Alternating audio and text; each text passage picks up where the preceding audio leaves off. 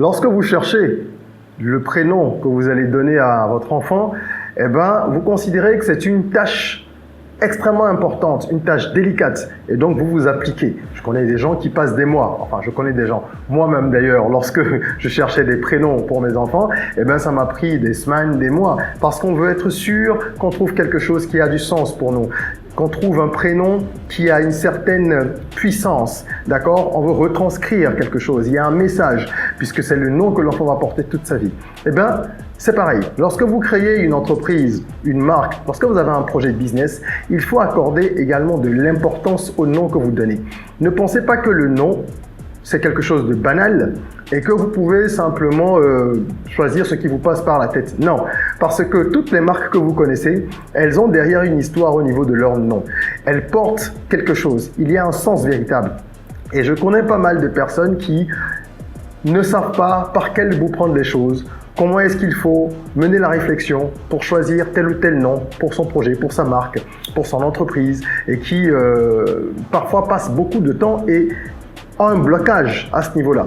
Alors qu'il faut pouvoir passer bien sûr au reste, parce que le nom est une partie importante, mais ce n'est pas tout dans le business, tout est important. Alors aujourd'hui, moi je veux partager avec vous quelques secrets qui vont vous permettre de mener une réflexion approfondie et surtout stratégique par rapport au nom que vous voulez donner à votre entreprise ou à votre marque. Je vais vous donner des conseils, je vais vous donner également des techniques qui sont employées par les spécialistes du marketing, des techniques que nous employons nous-mêmes pour travailler pour nos clients ou sur nos business personnels, et je vous demande de prendre de quoi noter parce que vous allez avoir de belles pépites. On en parle tout de suite. Je suis Régis Sezin, entrepreneur multipotentiel, conférencier, formateur et artiste. Je partage avec vous sur cette chaîne du contenu propulsif pour vous aider à rêver, oser et créer. Hello les rocks, j'espère que vous êtes solides. Moi je suis en parfaite forme et je suis plein de gratitude envers l'univers. Si vous êtes sur cette chaîne pour la première fois, je vous souhaite la bienvenue, welcome on board. Ici on rêve, on ose, on crée, d'où les 3 lettres ROC, soyons rock.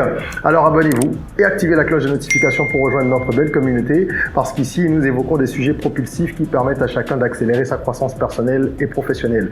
Entre autres sujets, on parle beaucoup d'entrepreneuriat, de business, mais également de développement personnel, de mindset, d'éducation financière et de temps en temps de l'actualité que l'on aborde avec un prisme toujours business et mindset. Aujourd'hui, on va parler de naming. Le naming qui est, on peut dire, une branche du branding.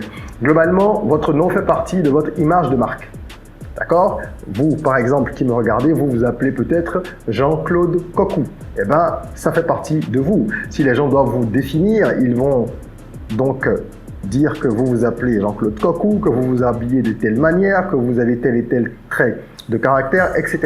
Vous êtes dans une certaine mesure un produit, n'est-ce pas? Je fais le parallèle pour que vous compreniez. Pour ceux qui sont en business, ils savent qu'ils sont eux-mêmes un produit de toute façon, donc que cela ne vous choque pas. C'est simplement pour vous expliquer que votre entreprise, c'est pareil. Elle a un logo, des couleurs, des formes, des signes, symboles qui permettent de la reconnaître, ok? Mais elle a également, au-delà de tout cet univers visuel-là, un nom qui rentre aussi dans l'univers visuel, mais pas uniquement, parce qu'il y a aussi l'univers lexical et de nombreux autres paramètres qui sont malheureusement assez souvent négligés par les entrepreneurs. Et bien aujourd'hui, je vais vous parler de ça. Comment est-ce qu'on choisit un nom? Un nom de marque ou un nom d'entreprise. Il y a quelques jours, un de mes clients me faisait savoir qu'il avait du mal justement à choisir un nom pour son projet. Et il avait effectué quelques recherches, mais il voulait avoir des conseils complémentaires de ma part pour savoir quels sont les critères d'un bon nom de marque ou d'entreprise. Je dis marque ou entreprise pour une raison très simple. Vous savez, il y a des entreprises qui sont en même temps le nom de marque, c'est-à-dire qu'il y a des entreprises dont le nom, voilà, là c'est plus clair, il y a des entreprises dont le nom est en même temps le nom de la marque. Si vous prenez Nike, Nike, c'est le nom de l'entreprise, c'est le nom de la marque. Mais si vous prenez Coca-Cola, par exemple, au-delà de la boisson Coca-Cola, qui est aussi le nom d'une des marques de l'entreprise Coca-Cola Limited, vous avez Fanta, vous avez Sprite, vous avez de nombreuses autres marques qui sont commercialisées, d'accord, par cette entreprise. Donc, le nom de l'entreprise n'est pas toujours le nom de la marque. Il peut y avoir une entreprise dont le nom n'a rien à voir avec le nom de marque. Aujourd'hui, par exemple, quand on parle de Meta, c'est l'entreprise qui possède Facebook, Instagram, WhatsApp, etc. Voilà pourquoi je vous dis que ça dépend. Ce dont je parle aujourd'hui est beaucoup plus adapté aux marques, mais ça vaut également pour les entreprises. Seulement, ce qui est connu du public, ce sont les marques. La marque, c'est le nom commercial. C'est ça que vous allez mettre sur le marché. Si vous avez un produit ou vous avez un service, eh bien, les gens ils vont connaître ce nom-là. Vous utilisez une application, parfois vous ne savez même pas quel est le nom de l'entreprise qui commercialise cette application, qui la développe, qui la déploie. Et ça ne vous intéresse pas. Et ça n'intéresse pas l'entreprise que vous connaissiez non plus. Son nom, ce qu'elle veut, c'est vous vendre tel produit. On est d'accord? Voilà. Donc, le nom de marque, il faut y travailler avec beaucoup de soin. Et pour commencer, je voudrais déjà vous dire que cette étape importante ne doit pas du tout être développée avec un sentiment d'émotivité. Il y a beaucoup de gens qui se laissent aller un petit peu et qui laissent l'affect prendre le dessus pour se dire « Oh, j'aime bien tel nom » ou alors « J'ai vu tel mot »,« Oh, c'est cool, ça me plaît ». Non, c'est pas juste « ça me plaît ». Qu'est-ce que ça veut dire? C'est comme le nom de votre enfant, je vous disais. Il faut faire attention, les gens choisissent parfois des prénoms pour leurs enfants sans aller faire des recherches pour savoir quelle est la portée énergétique de ce nom-là, qu'est-ce qu'il renvoie comme possède, renferme, je dirais plutôt comme vibration, qu'est-ce qu'il renvoie comme message, etc. Il faut faire des recherches et être sûr que c'est en accord avec ce que vous voulez. Donc, ne laissez surtout pas l'affect prendre le dessus parce que le nom que vous allez choisir doit être en accord avec la philosophie de marque. Et vous voyez là qu'on commence à aborder quelque chose que vous ne connaissiez peut-être pas. Quand on parle de philosophie de marque, c'est l'ensemble de la mission, la vision, les valeurs. Donc, est-ce que vous avez déjà travaillé sur tout ça? Quelle est votre mission? Quelle est votre vision? Quelles sont vos valeurs, d'accord, pour cette marque-là que vous êtes en train de créer? Et est-ce que le nom que vous décidez de choisir, que vous présélectionnez, est-ce que ce nom-là correspond à ces différents éléments que j'ai cités? Il faut se poser la question. Quelques points essentiels. Votre nom doit être distinctif. C'est-à-dire qu'il ne doit pas ressembler à un autre nom. On doit pouvoir le distinguer. Votre nom doit également être phonétiquement performant. Ça veut dire qu'il doit y avoir un impact auditif quand on le prononce. Et phonétiquement performant, dans la performance de ce point de vue-là, on parle aussi de ce que je pourrais appeler l'esthétique auditive. Il faut que ce soit agréable à entendre. Par qui? Par vos consommateurs. Évidemment, un consommateur français qui parle français, trouvera qu'un mot allemand est peut-être difficile à prononcer ou pas très agréable, un peu rude à l'oreille.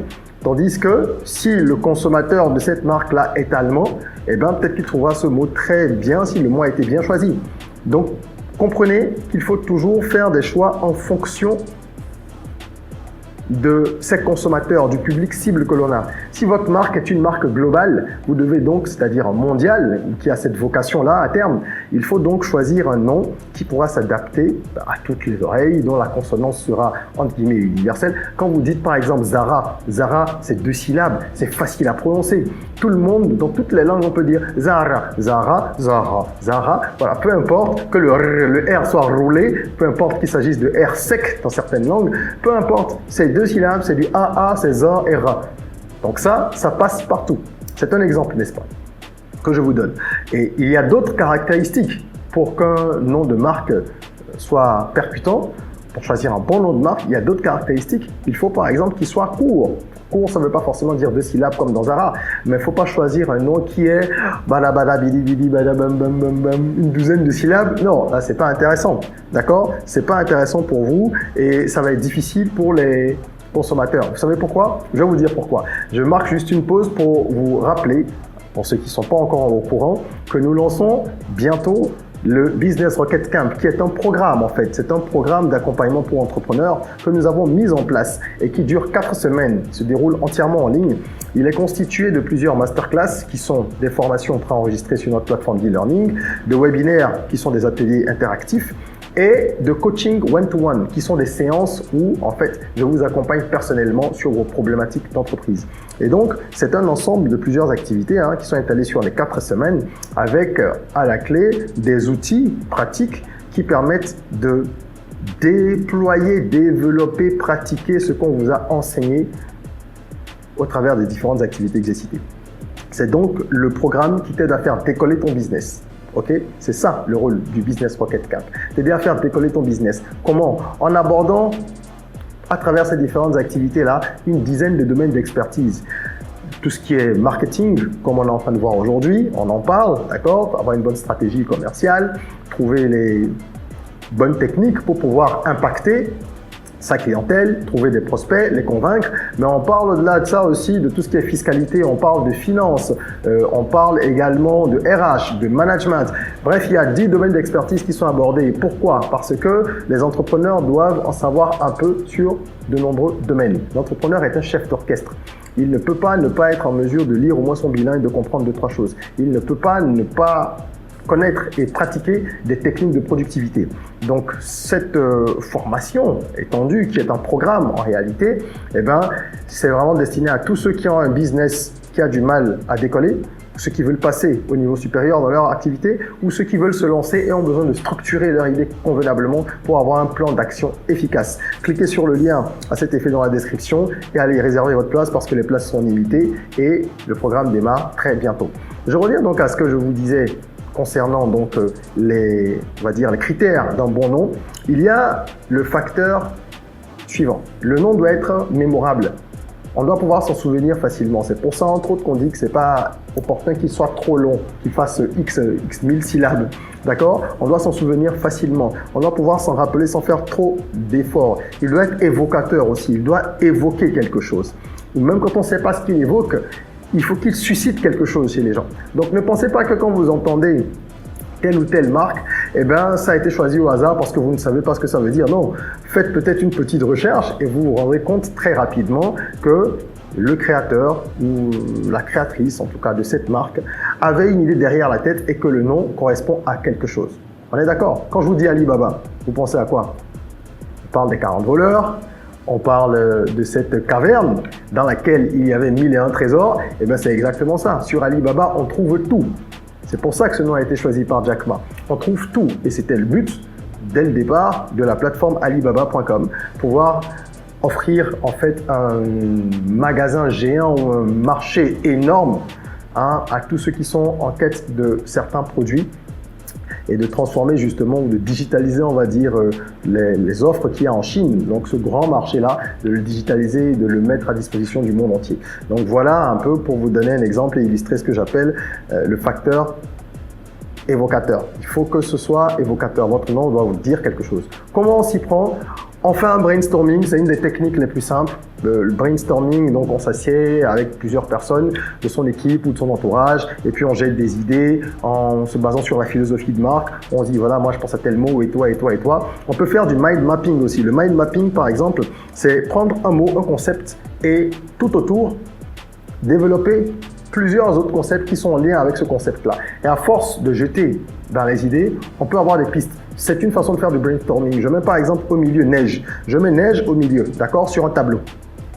Et ensuite, je demande à chacun de donner des idées. Donc vous allez voir des gens qui vont parler de... Ils vont dire hiver, d'autres vont dire ski, certains vont dire manteau, certains vont dire bonhomme de neige, d'accord, certains vont dire température élevée. Et on va avoir une myriade de mots ou d'expressions qui vont se retrouver autour du mot central, qui est peut-être le concept ou un élément fort de la marque. Et à partir de là, on peut essayer de composer des choses ou de proposer différentes associations. Sachez que ça prend du temps. Il ne s'agit pas de dire je dois trouver un nom de marque aujourd'hui ou demain. Ça prend du temps. On fait des essais, des associations. On les soumet, d'accord, cette proposition-là à des gens autour de nous pour voir comment ils réagissent. Vous n'avez pas besoin d'aller faire un sondage auprès de 1000 personnes, non. Mais il faut demander à quelques personnes qui sont susceptibles d'être des clientes de votre marque pour voir comment ces personnes-là réagissent. C'est très très important. Donc le travail autour du champ lexical, c'est un peu comme je viens de dire, hein, ça c'est le mind mapping, c'est les concepts, mais le champ lexical, c'est vraiment partir d'un mot et autour de ce mot ou concept, pouvoir définir tout ce qui rentre dans ce champ lexical-là. Si je parle de ménage, on va parler de vaisselle, certains vont dire blanc, d'autres vont dire linge, bon linge ce serait plutôt vaisselle, certains vont dire peut-être frotter, épuisant, propre, voilà. Quand je dis ménage, ça te fait penser à quoi toi? D'accord? Nickel, poussière, quotidiennement, etc., etc.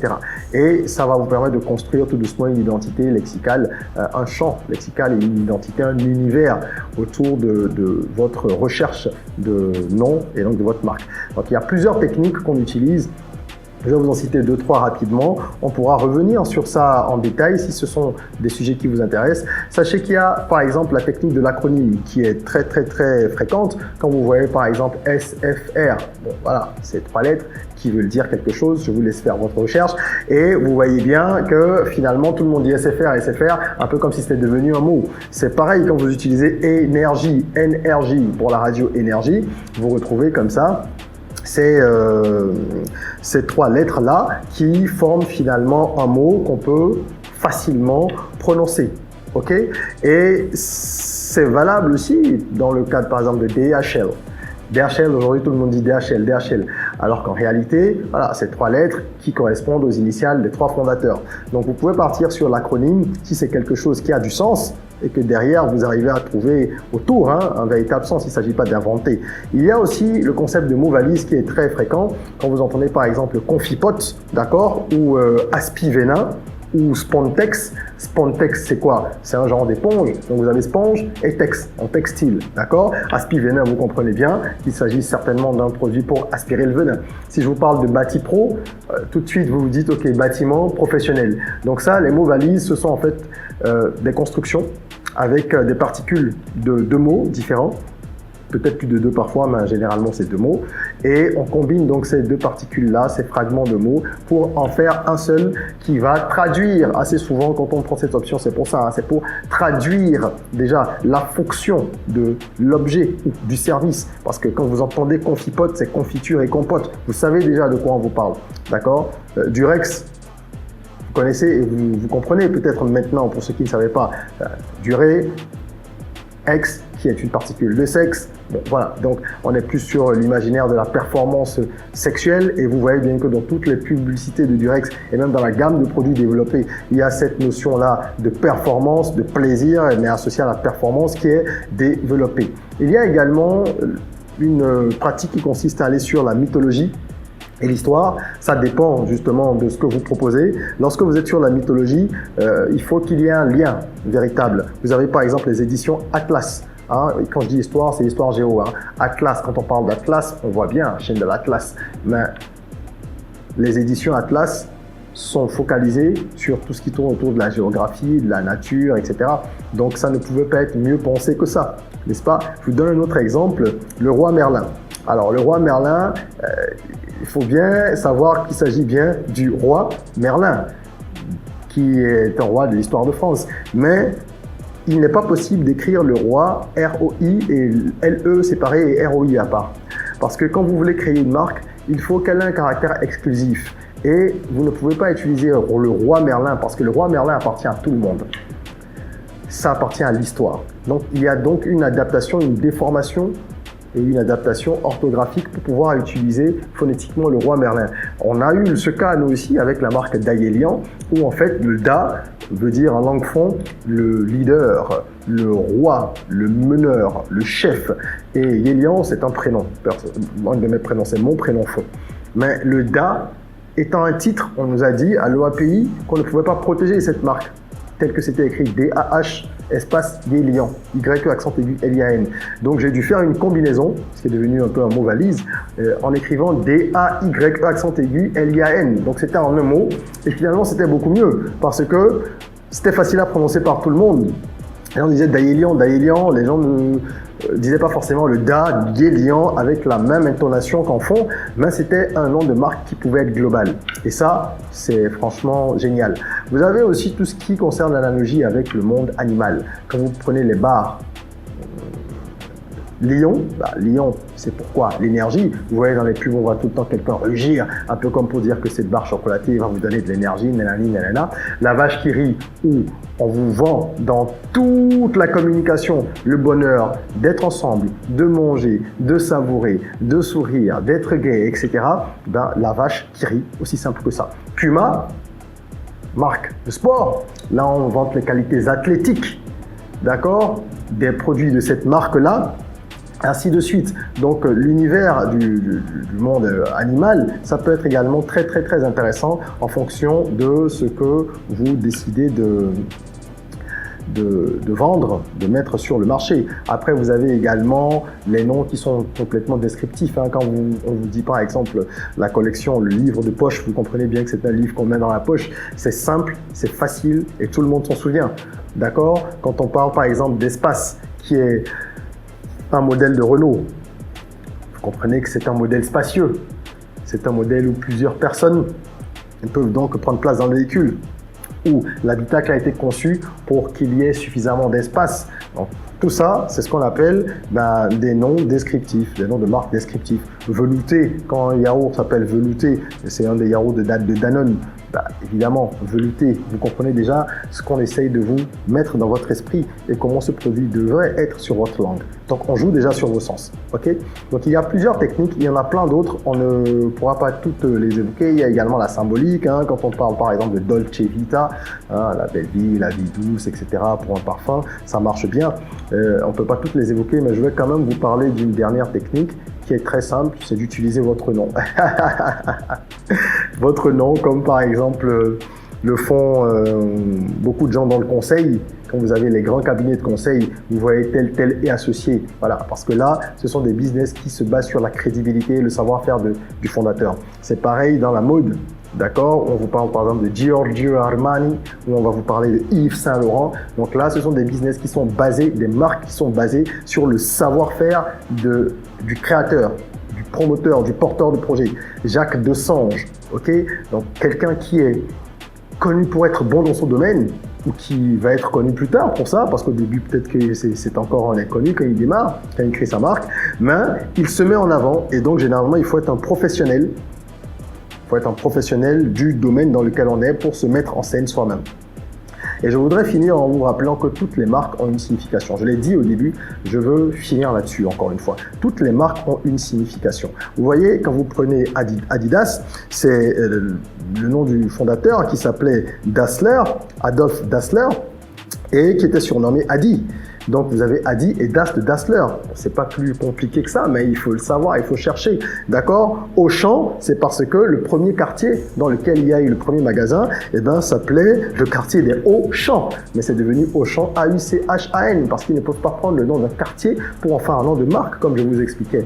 Coca-Cola, c'est bien connu, d'accord? C'est l'extrait de cola avec la feuille de coca. Donc ça, c'est pour que vous compreniez qu'il y a toujours une histoire derrière. On se lève pas pour dire « Ok, cool, allez, moi je choisis ça, ça sonne bien, c'est joli ». C'est pas suffisant. On a parlé de tout ça, mais c'est pas suffisant.